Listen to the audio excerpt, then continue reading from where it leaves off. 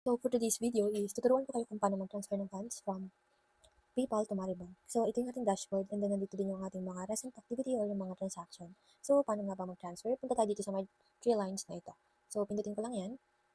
And then yan, nandito yung mga settings. So madaming settings dito na pwede nyo i-explore para malaman nyo na din. So ako is, ang pupuntahan ko dito is ito, add banks and cards.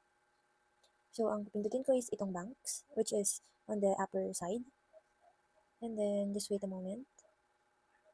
After that, enter lang natin yung bank name na pag-transferan natin. So, madami ditong option. Land Bank of the Philippines, BDO, Banco de Oro, and then sa akin is Maribank. So, Maribank, formerly Cbank. So, kapag wala pa updated yung Maribank, so gamitin natin yung kanyang previous name. So, ito siya, it means hindi pa updated si PayPal. Hindi pa nila in-update yung name ng Maribank.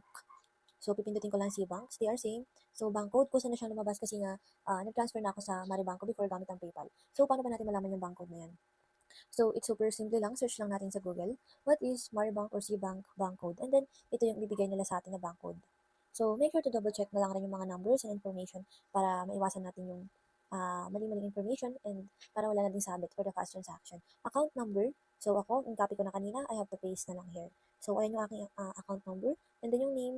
So, nag-save na yung name ko dyan. So, kapag first time mo mag-link is, meron yung option na type your name. So, ako is meron na akong nakalagay na yung name ko dyan dahil nga is totally linked before. So, check lang natin mga information. So, all was accurate and correct naman. And then, tap link your bank.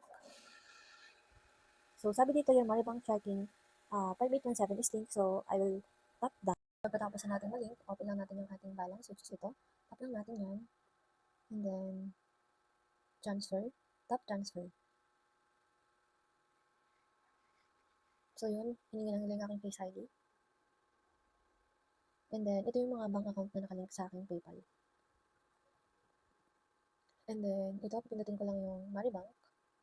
Sabi dito, 50 pesos for transfer under 7,000 PHP, transfer estimate or transfer subject to review and could be delayed or stop if your bank identify an issue. So sabi nila, mas lalong mas matatagalan tayo pag-transfer if mayroong issue si bank na paglalagyan mo.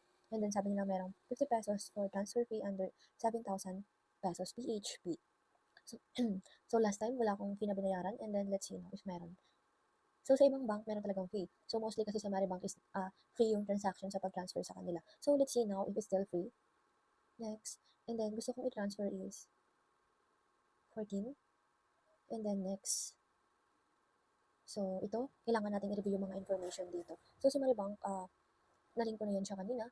And then no problem na sa details yan. So it's all accurate, the PayPal, and make sure you have accurate amount na ita-transfer para gumana si PayPal rather. So dito is transfer amount 14. So the fee is still free. So back tayo dahil napindot ko, the fee is still free. So I will receive full 14K in my Maribank. Sabi dito, estimated arrival is 2 to 4 business days. Transfer times are estimates. All transfer are subject to review and could be delayed or stopped if we or your bank identify an issue. So I hope wala namang issue para within 2 to 4 days is ma-receive ko siya. So last time is na-receive ko siya after 3 days. So let's see now. And I will wait. Again, so transfer 14K PHP now. I tap it. So, sabi dito, ito yung resibo na binigay nila. You're transferred 14 PHP, estimated arrival, business days, 2 to 4 business days. And then, meron din silang notification dito na ito, initiated na, transfer down. So, estimated arrival in bank is May 7, estimated arrival. So, ayun na siya, ganun lang mag-transfer ng PayPal to Maribank.